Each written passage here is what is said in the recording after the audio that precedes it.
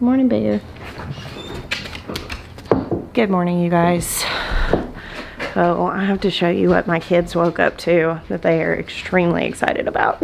There is an ice cream truck in our front yard for the first time, and well, probably the last time, unless this particular ice cream truck makes its way back from Virginia. So I actually drove my older sons to Arkansas this weekend and came back. So it was a really long car ride, about 1,400 miles in the car this weekend, taking them back for Christmas at their dad's, which this is the first year we've done that because we've never lived far away. So I got back and we had some very exciting visitors. And right now I'm making breakfast for everybody while my kids explore the ice cream truck with cousin Willie. All right, I got breakfast going. Now I have to go out for our chores. We actually have more than one visitor right now.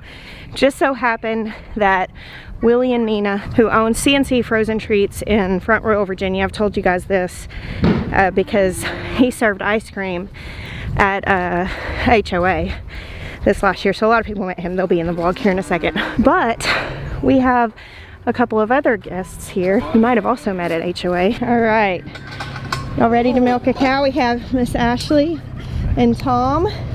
These are the owners of Murray McMurray Hatchery. And today, you know chickens, but you ready to get some cow knowledge? I'm ready to learn. So since moving here, Hope had been milked by one person when I got her, and now she's like the school cow, and she's been like milked by multiple people because I've got people coming through wanting to learn often. All right, so big brush down. Gabriel, go on. It's just to get the dirt off the cleaner? Yeah, down here that's what it's for. They just like being brushed. It calms them down some, but this is to get dirt off. She left a present on this side. Yeah, I know, I saw that. She's gotten so much furry. I know. Yeah. She was not this furry a month ago. All right.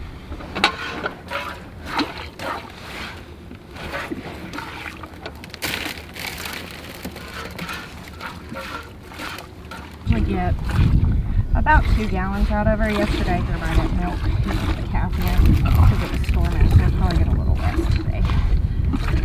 She wasn't being super sweet to you, but you get the general idea. Looks good, like she's healthy. Like. Yeah, she's a healthy girl. I love getting to share the experience of milking with people because milking is, aside from gardening, my favorite farm chore. It's just something really cool about it. So Tom and Ashley came in town. They just flew in yesterday because we are working on something together that you guys won't know about for a while, but I promise you're gonna be really excited when you find out. Y'all, quiche is my like go-to guests are over food. We've been eating a lot of quiche lately because we've had people over a lot, but it's kind of one of those things I can put in the oven and get done kind of hands off rather than standing over the stove cooking for everybody for, you know, like hours when I have people over, especially with farm chores and milking and stuff. This just makes for a nice quick breakfast.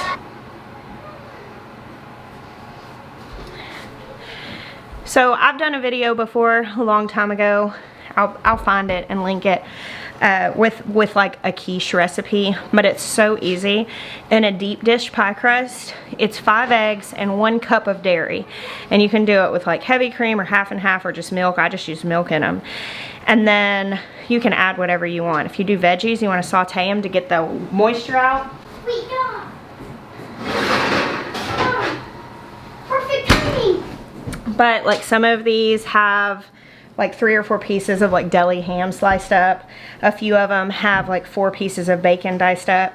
And then I think it's about, I never measure this, I think it's about 1/4 to 1/2 cup of Parmesan, and then like 5 or 6 ounces of some other kind of cheese that's shredded. And that's what a quiche is, and it's always different. I literally just empty what I have in the fridge out to make these. Oh, thank you, Ashley. That's the one I need too. Coffee ice cream. And I'm gonna have coffee second. I'm gonna have coffee. The excitement is mounting. Crazy Willie, cousin Willie brought his ice cream truck. And Nina and Willie just walked out in their ice cream man and ice cream woman outfits. And they're getting ready to open the truck for the boys.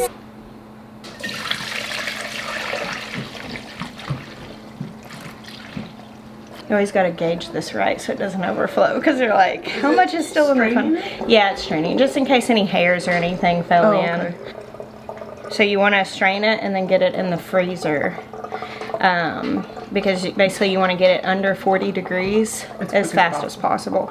And that helps it last longer. So you can put it directly in the fridge. I don't think it affects the flavor, but it will spoil faster if you do it like that. And by spoil, like raw milk doesn't go rancid, it just sours. Yeah. So you can still use it. Like when it starts tasting just a little sour, I'll make like biscuits with it or pancakes or something like that. Buttermilk. Kind of like buttermilk, yeah. What, darling? Can I have ice cream for breakfast? I don't care. Yes. Are you having ice cream for breakfast?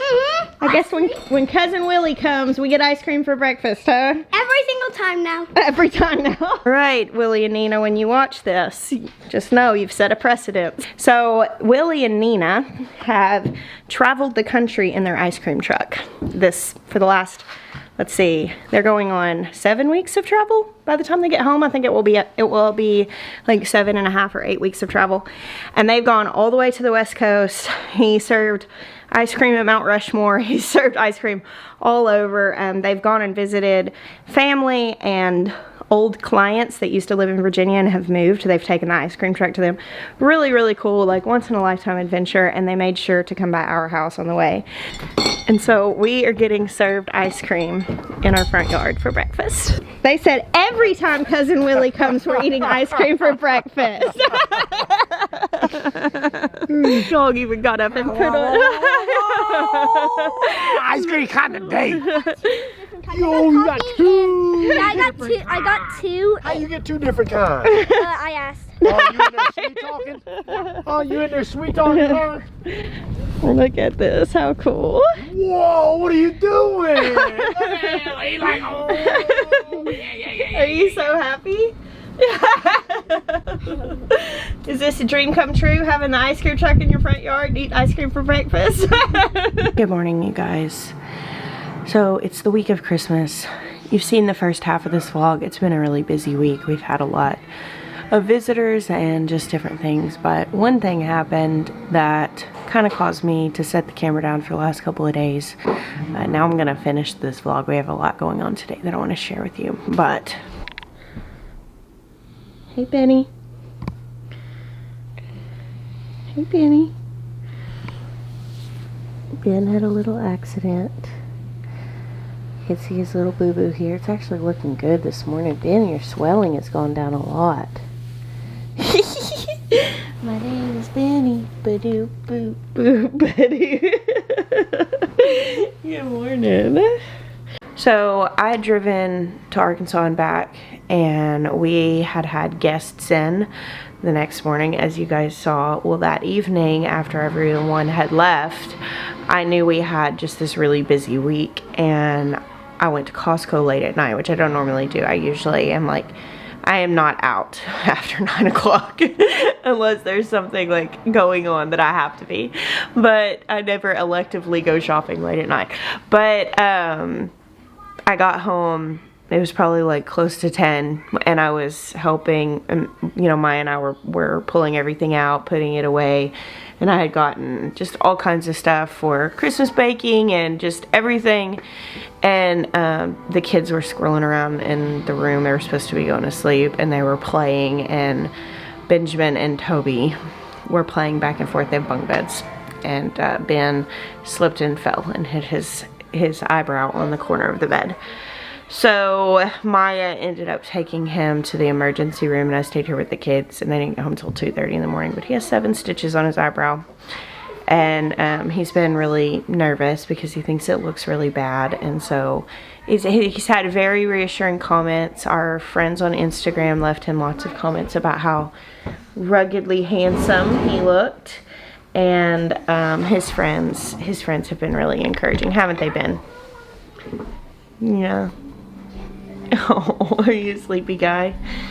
I haven't shot anything the last couple of days, and today I just wanted to kind of share with you what our Christmas Eve looks like, as the kids have been saying. I've got a bunch of dough here, sourdough here on the counter that's been rising. Check that out. Look at all those lovely bubbles.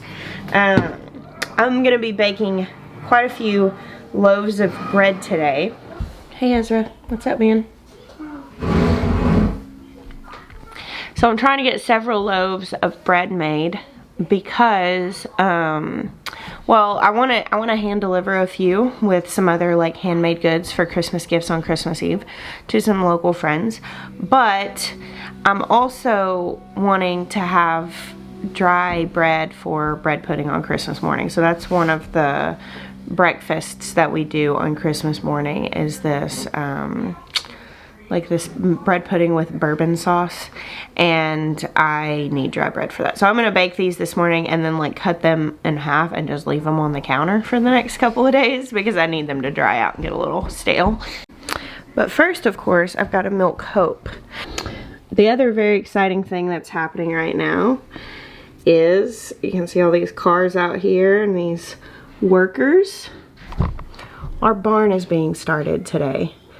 So it's probably not gonna get finished because obviously the crew is not gonna, I don't know how fast they put it up. There are like 6 cars out there, so I have no idea, but I see Maya out there talking to them. I've kind of just like set my expectations that at least it'll be up like by the first of the year, like, or you know, at the new year, because I assume with the breaks they're gonna have to take, it's gonna take a little while because of the holidays, but I don't know. We'll see. They're starting and that's exciting. So when we bought our farm, we had to weigh out a handful of different things and how we were going to build this up from scratch. Now, if you've been here very long, you've heard me say that you're gonna either spend money or you're gonna spend time. And if you don't wanna spend money, that's fine. Just spend some time. Take a little longer doing things, because that's how you find discount materials. That's how you build things from scratch. That's how you barter. That's how you, you know, do things yourself and all of that, which saves you the money of having to pay somebody else to do it. If you're trying to get something done fast for whatever reason, and you're going to say, okay, I'm going to budget more of my budget for this part of the overall project or whatever. I have mentioned this when it comes to growing plants. You can grow from seeds and save money, but you're going to spend more time, or you can buy started plants. Obviously, you're saving the time, paying somebody else for their time, and spending more money. And it's like that on anything on the farm. If you're going to breed your own animals and spend the years to get your stock up, or if you're going to pay for breeding stock, if you're going to grow, you know, work on your own compost and put the time in to do that, or pay somebody who's already done it. It's always that trade-off of money and time.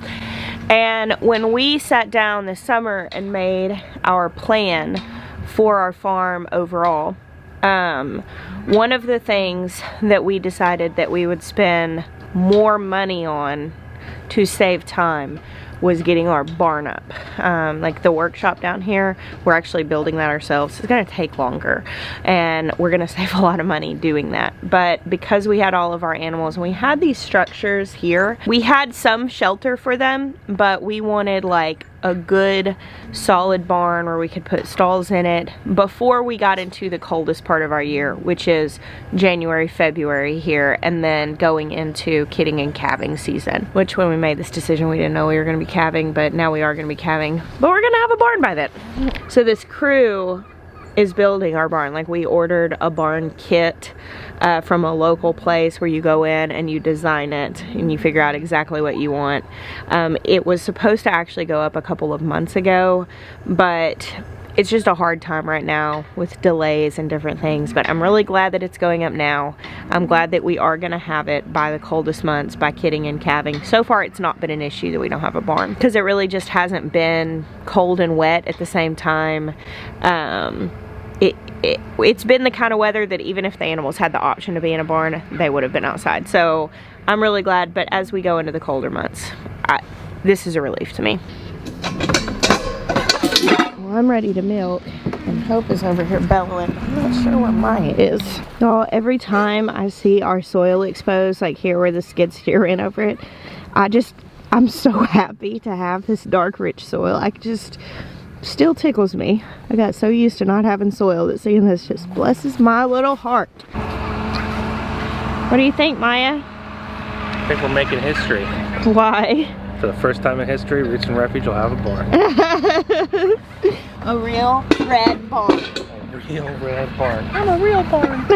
This morning I looked out the window and Maya was out here bringing the food to the animals to get them in their respective places. The little barn for the goats.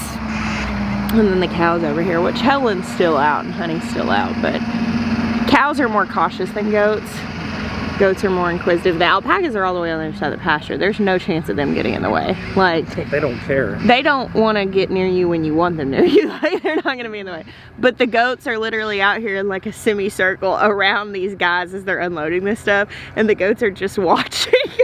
Gabriel's running from person to person, getting rubs. I know, I was like, some guardian dog. He's over there like belly rubs to all of these strangers. But as they're unloading, I was like, well, you know, the insulation that's going in is going to go in towards the end. I was like, you better put that on the outside of the fence. And yeah. then one of the guys had already dropped one on the inside, and within like moments, 4 seconds.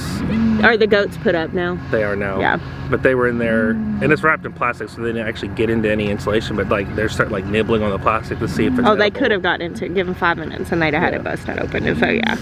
But that's, yeah, the goats are. So anything edible like that is on the outside of the fence, and they'll bring it in as needed. As needed. Your cow wants to be milked. I don't have a cow. Hope's your cow now. She likes you better. No, this is like one of those situations where the child is acting just like you. Whatever. And you look at me or I look at you and I'm like, you're a child. You already know Hope likes you better. She favors a man's touch. Hey Ellen, hey honey. Hey pretty girls. Hey little beauty queen. Is she not just the prettiest little lady? She's so petite. I love her face, her black mask. Hey pretty. I love that they look so different, that Helen has this black mask and Hope has her eyebrows, and that Honey's a fiery redhead. So fun. No, y'all gotta stay out there.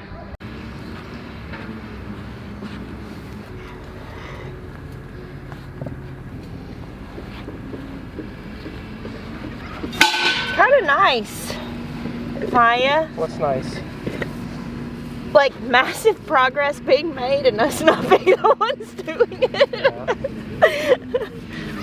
Yeah. Normally big leaps in progress come with like really exhausting weeks and very long days and a lot of work and a sore back. I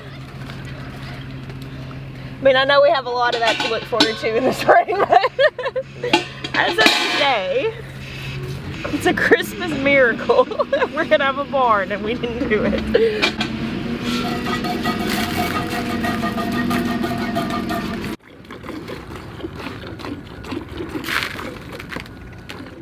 Y'all, when my olive oil is solid, that's when I'm wearing coveralls. That's my little gauge. If the olive oil that's kept outside, if it's cold enough to solidify the olive oil, it's cold enough for me to wear multiple layers. I'm gonna have to tell these guys I'm a YouTuber. I don't like putting a camera on a crew without talking to them first.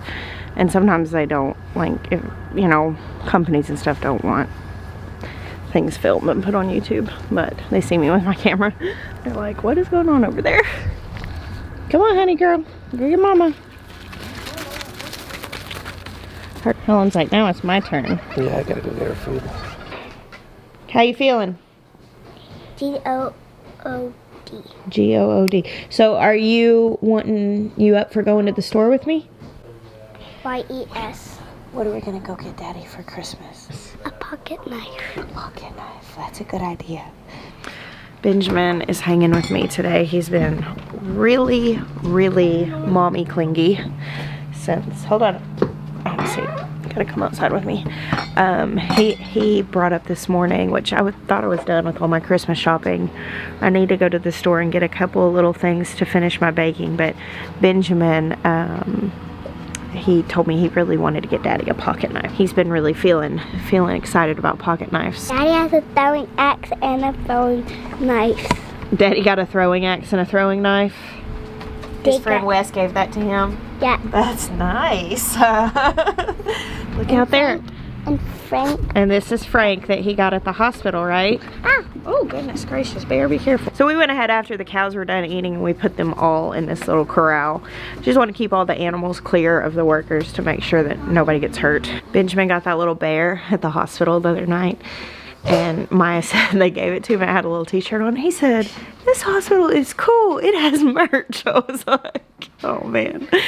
Thank you guys for hanging out with us today. We bless you until next time. We do. We bless you until next time.